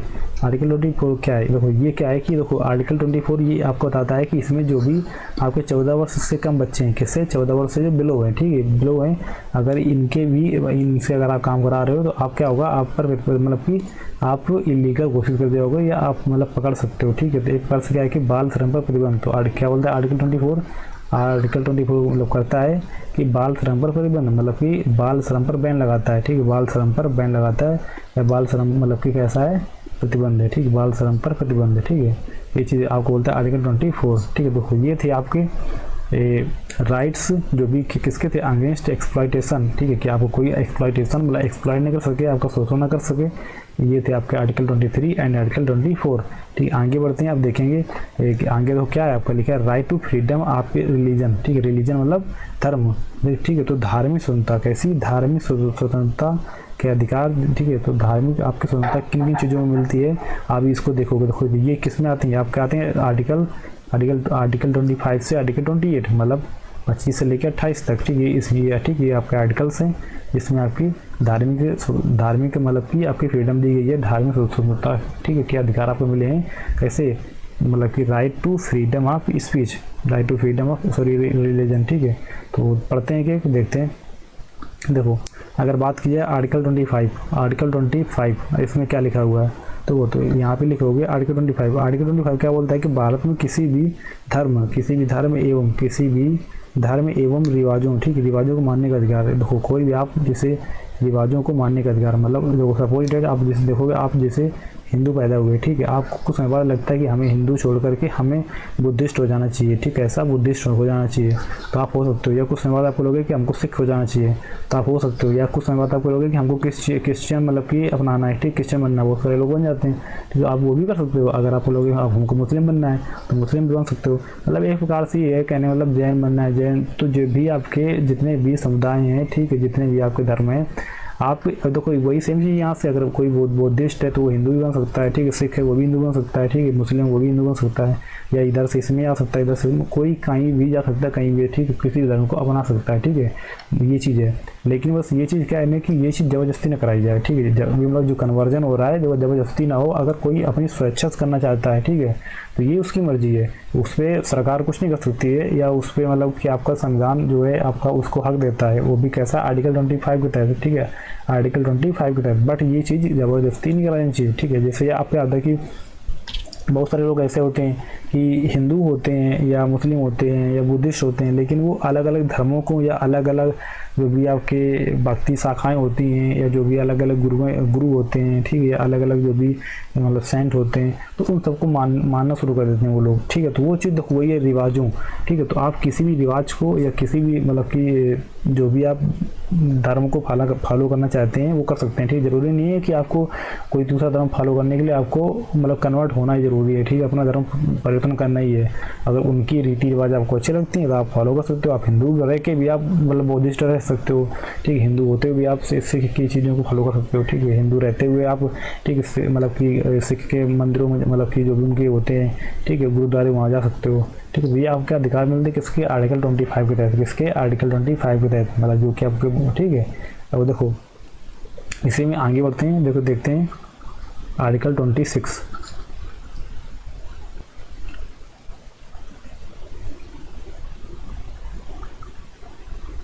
आर्टिकल 26 आप तक बोलता है कि धार्मिक कार्यक्रम एवं किसी भी सम्मेलन को करने की स्वतंत्रता, ठीक है, कोई भी आपका धार्मिक कार्यक्रम है, कैसा कोई भी आपका धार्मिक कार्यक्रम है, धार्मिक प्रोग्राम है, वो आप कर सकते हो, ठीक है। उसके बाद में किसी भी सम्मेलन को करने की स्वतंत्रता, किसी भी सम्मेलन, ठीक, कोई भी आपका धार्मिक प्रोग्राम है या कोई सम्मेलन है तो इसको करने की आपको मतलब कि फ्रीडम मिलती है, स्वतंत्रता मिलती है। आपका कौन बोलता है, आपका बोलता है आर्टिकल 26, ठीक है।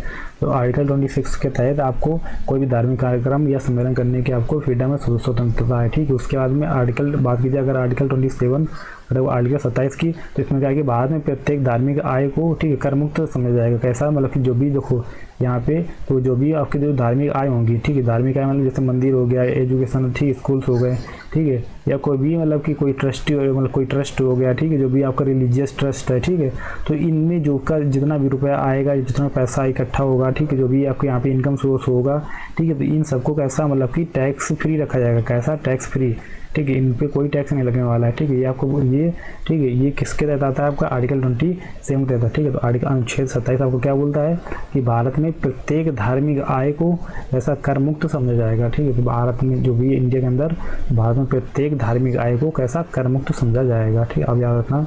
उसके बाद देखो अगर बात की जाए अगर आर्टिकल 28 की, आर्टिकल 28 के, तो आर्टिकल 28 क्या बोलता है, आर्टिकल 28 आपका जो बोलता है कि भारत में किसी भी, ठीक है, शैक्षणिक संस्थानों का जो भी आपके जो भी एजुकेशनल प्लेसेस हैं, कैसे जो भी आपके एजुकेशनल प्लेसेस हैं, ठीक है, एजुकेशनल प्लेसेस हैं, तो इनमें क्या होगा कि इनमें आपकी जो धार्मिक मतलब कि रिलीजियस एजुकेशन, कैसी धार्मिक रिलीजियस, ठीक, रिलीजियस एजुकेशन, यहाँ पे रिलीजियस एजुकेशन नहीं दी जाएगी। बट अगर आपको रिलीजियस एजुकेशन प्रोवाइड कराना है, ठीक है, तो आप खुद के कैसा मतलब जो भी अल्पसंख्यकों को, ठीक, जो भी मतलब कि जो भी आपके यहाँ पे माइनॉरिटीज़ हैं, तो माइनॉरिटीज़ को क्या है, मतलब माइनॉरिटीज़ को अधिकार हैं कि वो अपने खुद के, ठीक, धार्मिक संस्थान, ठीक, जो भी आपके मतलब कि धार्मिक संस्थान खोलें और उनका मतलब कि एजुकेशन, वो आपको जो भी रिलीजियस एजुकेशन देना चाहते हैं आप मतलब कि दे सकते हैं, कैसा रिलीजियस एजुकेशन दे सकते हैं, उनमें कोई प्रतिबंध नहीं है, ठीक है। बट यहाँ पे जो भी आपकी एजुकेशन प्लेसेस हैं, मतलब जैसे अगर बात की जाए जैसे स्कूल की, प्राइमरी स्कूल, जूनियर स्कूल, या मतलब आपके सरकारी गवर्नमेंट मतलब सरकारी हो गए या प्राइवेट हो गए, जितने भी स्कूल कॉलेज जहाँ भी, तो वहाँ पे मतलब कि पाठ्यक्रम के आधार पे, वहाँ पे पाठ्यक्रम में आपका ये सम्मिलित नहीं होगा कि आप किसी धर्म को मानो या किसी धर्म को शामिल करो, ठीक है। वहाँ पे एजुकेशन मिलेगी आपके फिजिक्स, केमिस्ट्री, मैथ, बायो, ठीक है, फिलॉसफी, साइंस, ठीक है। तो इन मैथमेटिक्स, इंग्लिश, ठीक है, लिटरेचर, ये सब इन सब चीज़ों की आपको वहाँ पे एजुकेशन मिलेगी, आपको वहाँ पे शिक्षा मिलेगी, ठीक है। और लेकिन ये आपको रिलीजियस किसी भी धर्म के बारे में वहाँ पर ये सब पढ़ाया नहीं जाएगा, ठीक है। कोई चाहे हिंदू धर्म हो और आपका मुस्लिम धर्म हो या आपका ईसाई, पर्सियन, जो भी मतलब जितने भी आपके एग्जिस्ट करते हैं धर्म, किसी के बारे में कुछ नहीं पढ़ाया जाएगा, ठीक है। वो अगर आपको पढ़ना है या आप जो भी माइनॉरिटी है वो अगर पढ़ना चाहें कि हमारे लोगों को हमारे धर्म के बारे में मालूम हो, तो आप खुद के संस्थान खोलिए और उसके बाद उनको एजुकेट करिए, ठीक है। तो ये मतलब कि आपका जो कानून बोलता है, जो कि आता है आपका आर्टिकल 28 में, किसमें, आर्टिकल 28 में। तो होते ये थे आपके आर्टिकल जो कि आपके आते थे किसके अंदर, ये आपके आते थे कि उसमें मतलब कि आपकी राइट टू फ्रीडम, ठीक है, सॉरी नहीं, मतलब कि right to freedom of speech, right to freedom of religion, ठीक है, फ्रीडम ऑफ रिलीजन, ठीक है। तो ये फ्रीडम ऑफ रिलीजन इसके अंतर्गत आपके आते थे, ठीक है। अब देखो आगे बढ़ते हैं, अब देखेंगे इसमें आपके क्या है कि सांस्कृतिक एवं शैक्षिक अधिकार, कैसे सांस्कृतिक एवं शैक्षिक अधिकार मतलब कल्चरल एंड एजुकेशनल अधिकार, ठीक है। ये जो आते हैं आपके इसमें आर्टिकल 29 से आपके 29 to 30, ठीक है, ये इसमें आते हैं। तो देखते हैं। अगर देखो जिससे बात की जाए कि आर्टिकल 29 में क्या है, आर्टिकल 29 इसमें क्या है, तो याद रखोगे आर्टिकल 29 दिया हुआ है कि आपके मतलब कि जो भी आपके कैसे कल्चरल राइट्स हैं, कैसे कल्चरल, ठीक है, कल्चरल राइट्स हैं वो इसमें दिए गए हैं, किसमें दिए गए हैं आपके, वो दिए गए हैं आपके आर्टिकल 29 में, आर्टिकल 29 में। उसके बाद देखो अगर बात की जाए कि आर्टिकल 30 में क्या है, आर्टिकल 30, तो याद रखना आर्टिकल 30 में आपका दिया हुआ है, आर्टिकल 30 मतलब आर्टिकल 30 में दिया हुआ है कि राइट टू हैव एजुकेशन, कैसा, राइट टू हैव एजुकेशन। देखो तो शिक्षा प्राप्त करने का सबको अधिकार है, ठीक है। तो शिक्षा प्राप्त करने का सबको अधिकार है, वो भी कैसा अधिकार है, ये आपका मतलब कि विधिक अधिकार है, आपके फंडामेंटल राइट्स हैं, आपके FR हैं, मतलब कि जो भी आपके मौलिक अधिकार हैं, ठीक है। तो राइट टू हैव एजुकेशन आपके कैसे हैं, आपके मौलिक अधिकार, तो मौलिक अधिकारों में आपका राइट टू हैव एजुकेशन आता है। अगर पूछा जाए किस अनुच्छेद में आता है, तो आपका अनुच्छेद 30 में, किसमें, अनुच्छेद 30 में याद रखोगे, राइट टू हैव एजुकेशन मतलब आपको शिक्षा प्राप्त करने से कोई रोक नहीं सकता है कि आप शिक्षा प्राप्त नहीं कर सकते हैं, ठीक है, ऐसा कुछ नहीं है, आपका अधिकार है कि आप पढ़ सकते हैं, ठीक है। तो अगर किसी कल को कोई बोले, कोई समुदाय आकर के या कोई व्यक्ति आकर के कि हम आपको पढ़ने नहीं देंगे या आपके परिवार को पढ़ना नहीं देंगे या आपको जो भी आपका समुदाय, उस समुदाय को हम यहाँ पे इस स्कूल में एडमिशन नहीं लेंगे या इस कॉलेज में एडमिशन नहीं देंगे, तो ऐसा कोई ना कॉलेज कर सकता है, ना कोई स्कूल कर सकता है, ठीक है, ना ही ऐसा कोई व्यक्ति कर सकता है, ना ही मतलब कि ऐसा कोई भी आपका जो समुदाय होगा या कोई भी आपका संगठन होगा, यूनियन होगा, कितना भी आपके खिलाफ हो जाए, लेकिन आपको एजुकेशन प्राप्त करने से कोई नहीं रोक सकता है, ठीक है। ये आपको अधिकार मिलते हैं, कैसे, ये आपके खुद के मौलिक अधिकार हैं, ठीक है, आपके खुद के मौलिक अधिकार हैं जो कि अनुच्छेद 30 में लिखे हुए हैं, किसमें, अनुच्छेद 30 में लिखे हुए हैं। और उसके बाद में अनुच्छेद 29 में क्या आता है कि आपके जो भी धार्मिक अधिकार हैं, ठीक है, धार्मिक अधिकार मतलब वो आपके लिखे हुए हैं मतलब अनुच्छेद 29 में, किसमें, अनुच्छेद 29 में, ठीक है। उसके बाद देखो आगे देखते हैं आपके कौन से राइट टू मतलब राइट टू कॉन्स्टिट्यूशनल रेमेडीज। देखो तो जो भी आपके संवैधानिक ये लिखा है लास्ट में, ठीक है, right to constitutional remedies, it means संवैधानिक उपचारों का अधिकार, ठीक है, जो कि आपको किसमें, आर्टिकल 32 में, किसमें, आर्टिकल 32। अब देखो अगर बात करोगे कि हमने देखो यहाँ पे बताया कि आर्टिकल 30 में right to have education and यहाँ पे डायरेक्ट आ गया मतलब कि 32, मतलब तो यहाँ पे 31 का आ गया, ठीक है, 31। तो 31 क्या था कि ये पहले था, ठीक है, ये जो था ये था आपका किस में, ये था आपका मतलब कि संपत्ति का अधिकार, क्या था, संपत्ति का अधिकार, ठीक है, संपत्ति का अधिकार था ये, ठीक है, जो आता था आपका किसमें, आर्टिकल 21 में, ठीक है, आर्टिकल 21 में, सॉरी आर्टिकल 31 में, मतलब कि 31 में, ठीक है, ये चीज़। लेकिन अब इसे क्या, ये पहले था आपका मतलब कि मौलिक अधिकार, फंडामेंटल राइट्स है, लेकिन अब इसे बना दिया गया है क्या, आपके इसका बना दिया गया है लीगल राइट्स, ठीक है, इसको बना दिया गया है आपका लीगल राइट्स, ठीक है, लीगल राइट्स, सॉरी लीगल आपके राइट्स, ठीक है, जो कि आपका आता है, अब आता है किसमें, आर्टिकल लिख लोगे यहाँ पे, आर्टिकल 300 का ए में, ठीक है, 300 का ए में, ठीक है। तो ये क्या कर दिए गए, ये मतलब कि आर्टिकल 31 से ट्रांसफ़र कर दिए गए किसमें, आर्टिकल 300 ए में, ठीक है। तो जो पहले आपके संपत्ति के अधिकार थे, ठीक है, संपत्ति के अधिकार आपके जो भी थे, तो ये थे पहले आपके मौलिक अधिकार, आप बन गए आपके लीगल राइट्स, ठीक है, आपके लीगल राइट। तो आपके फंडामेंटल राइट्स से कहाँ पे ये शिफ्ट हो गए, लीगल राइट्स में शिफ्ट कर दिए गए, ठीक है। तो इसलिए मैंने एक्सेस नहीं कराया था, ठीक है, मैं कराता बाद में कराता मैं, ठीक है, लेकिन चलो बता दिया मैंने यहीं पे, ठीक है। आगे देखते हैं आर्टिकल 32 में क्या क्या आता है, ठीक है। देखो आर्टिकल 32 अब क्या बोलता है, आर्टिकल 32 देखो, तो आर्टिकल 32 में याद रखोगे, आर्टिकल 32, ठीक है, आर्टिकल 32 देखो, आर्टिकल 32 क्या बोलता है, देखो आर्टिकल 32, ठीक है, आर्टिकल 32 के तहत आते हैं आपके सुप्रीम कोर्ट, ठीक है, क्या आता है आपका सुप्रीम कोर्ट को जो है, सुप्रीम कोर्ट को रिट जारी करने के हक होते हैं, क्या होता है, रिट जारी करने के हक होते हैं, ठीक है। रिट क्या होता है, ठीक है, रिट आपकी होती हैं जैसे कि क्या होते हैं कि जैसे मतलब कि देखो रिट कितने प्रकार के होते हैं आपकी, आप पूछा अगर रिट होते हैं आपके 5 प्रकार की, ठीक है, कौन कौन सी, तो पहली रिट हो गई आपकी बंदी प्रत्यक्षीकरण, क्या हो गई, बंदी प्रत्यक्षीकरण, ठीक है, बंदी प्रत्यक्षीकरण, एंड सेकेंड वन हो गया आपका परमादेश, एंड थर्ड वन इज आपकी उत्प्रेक्षण, एंड फोर्थ इज आपका निषेध, एंड फिफ्थ आपकी हो गई, याद रखोगे अधिकार परीक्षा,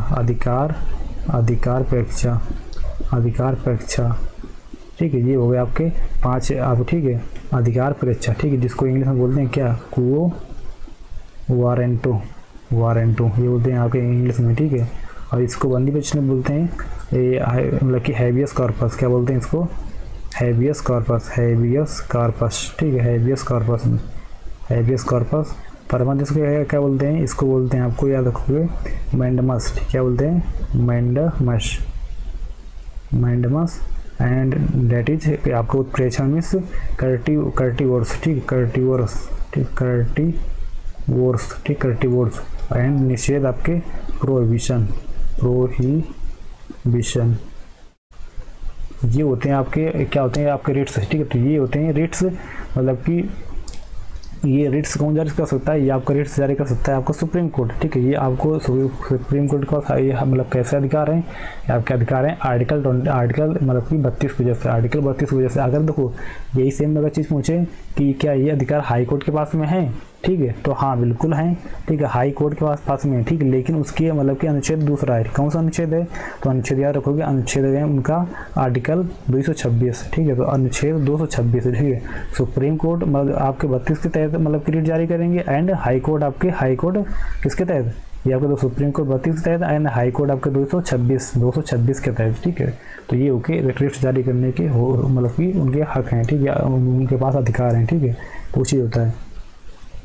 और देखो ये देखो अगर मतलब कि याद रखा जाए किस के खिलाफ किया जाता है, देखो बंदी परीक्षा का जो जारी किया जाता है ये किसके से, देखो बंदी परीक्षा मतलब ये समझ आपका व्यक्ति से, ठीक है। और ये जो होता है आपका परमादेश, ये होता है आपका सरकारी कर्मचारी के खिलाफ होता है, ठीक है। उसके बाद में देखो ये होगा उत्प्रेक्षण, ठीक है, ये होता है मतलब कि लोअर कोर्ट के खिलाफ होता है, ठीक है। उसके बाद निषेध क्या होता है, देखो याद रखना मतलब कि जैसे सुप्रीम कोर्ट लोअर कोर्ट के न्याय रद्द कर, ठीक है, मतलब सुप्रीम कोर्ट क्या करे, सुप्रीम कोर्ट मतलब कि लोअर कोर्ट के जो भी न्याय हो न्यायिक फैसला उसको रद्द कर दे, डेट इज कॉल्ड प्रोहिबिशन, मतलब निषेध, ठीक है। अधिकार परीक्षा क्या होता है, देखो ये एक प्रकार से होता है कि इलीगल पोस्ट, ठीक है, इलीगल पोस्ट के लिए होता है, ठीक है।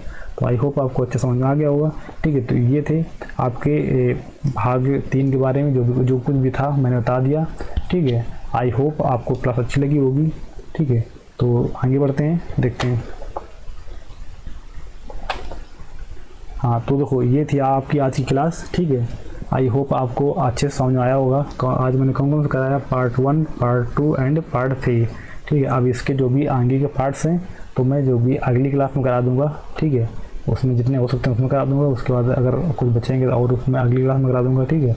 तो आप अगर देखो आपको अगर सब कुछ एक ही क्लास में पढ़ना हो तो ठीक है, तो मैंने एक मैराथन क्लास ली थी, ठीक है, मैंने मैराथन क्लास ली थी जो कि मतलब 2 घंटे के आसपास है, ठीक है, 2 घंटे के आसपास है। आपको मैं लिंक डाल दूंगा, ठीक है, आप देख लेना उसको। अगर आपको एक साथ पूरे देखना, ठीक है, पूरी पॉलिटी एक साथ पढ़ना है, पूरे आर्टिकल्स, पूरे आपके जो भी उसमें आर्टिकल हैं, जितने भी उसमें मतलब कि मेन पॉइंट है, ठीक है, जैसे जो पार्ट्स के जो मुख्य बिंदु हैं, ठीक है, मैंने सब एक साथ एक क्लास में करा दिए थे, ठीक है। अगर वो देखना आपको तो आप उसमें देख सकते हैं, ठीक है। अगर आपको पार्ट वाइज पढ़ना है या मतलब कि पूरा अच्छे से पढ़ना है, थोड़ा रुक के समझ के, ठीक है, और मतलब कि वो मैंने रिवीजन बेस्ड में कराया था और काफ़ी स्पीड में कराया था, ठीक है। तो वो तक, लेकिन उसमें है कि अगर आप पूरे देख लोगे एक बार, ठीक है, 2 घंटे की क्लास ले लोगे तो आपको पॉलिटी के बारे में एक अच्छा ओवरव्यू मिल जाएगा, ठीक है, जिससे क्या हो सकता है कि आपके वो एग्ज़ाम में काफ़ी अच्छे आप मार्क्स प्राप्त कर सकते हो, ठीक है।